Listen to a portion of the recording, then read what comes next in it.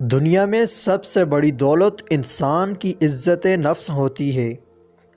اسے کھو کر انسان کو قارون کا خزانہ بھی مل رہا ہو تو وہ بھی گھاٹے کا سودا ہے۔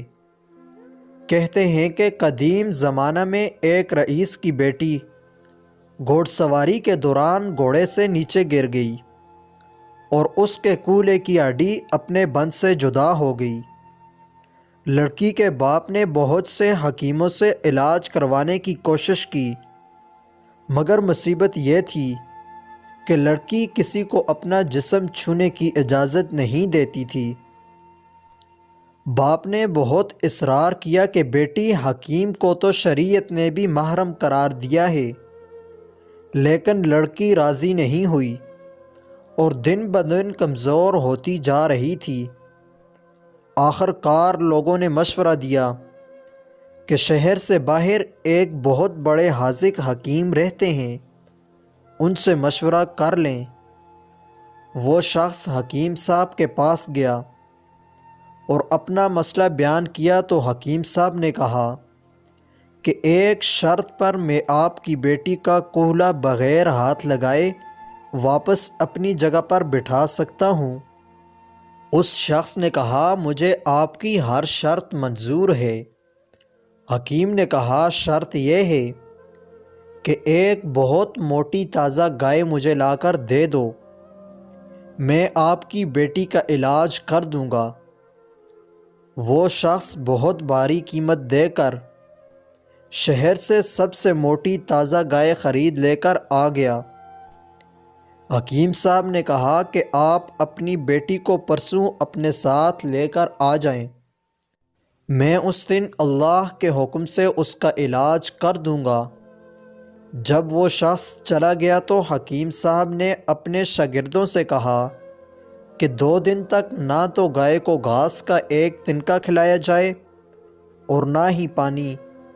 شاگرد بھی بڑے حیران ہوئے کہ اتنی تومند گائے 2 دن میں بھوک اور پیاس سے مر نہ جائے۔ 2 دن میں بھوک اور پیاس سے گائے بہت کمزور ہو گئی۔ دوپہر کو وعدے کے مطابق وہ شخص اپنی بیٹی کو چرپائی پر ڈال کر لے آیا۔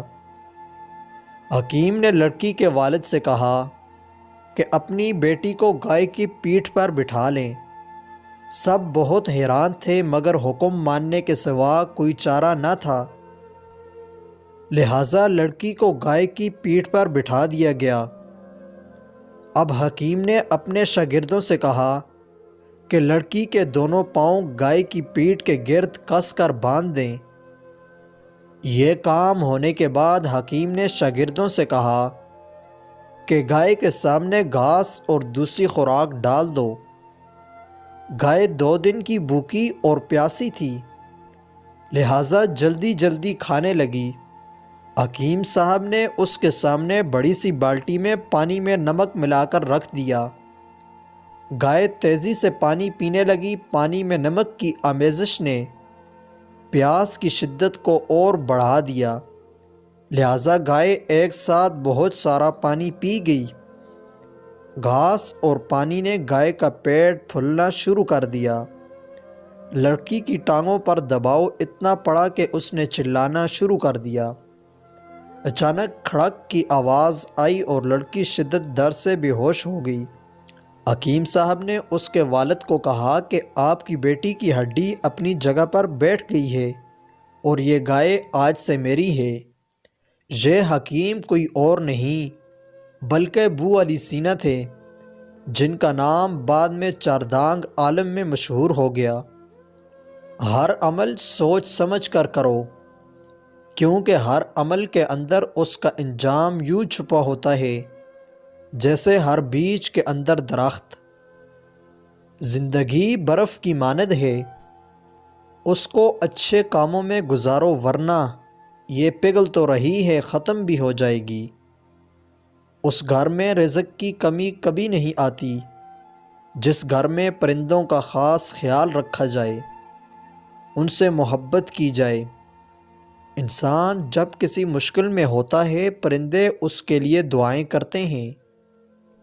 رزق کے حوالے سے ایک تسبیح یہ ہے، جو رات کو سونے سے پہلے 2 منٹ کی تسبیح پڑھنی ہے، اور اس تسبیح کے ساتھ ایک کام آپ نے ضرور کرنا ہے کہ آپ لوگ گھروں کی چھتوں پر، دیواروں پر چھوٹے چھوٹے باکس وغیرہ میں دانہ ڈال کر رکھ دیں تاکہ بھوکے پیاسے پرندے ضرورت پوری کر سکیں۔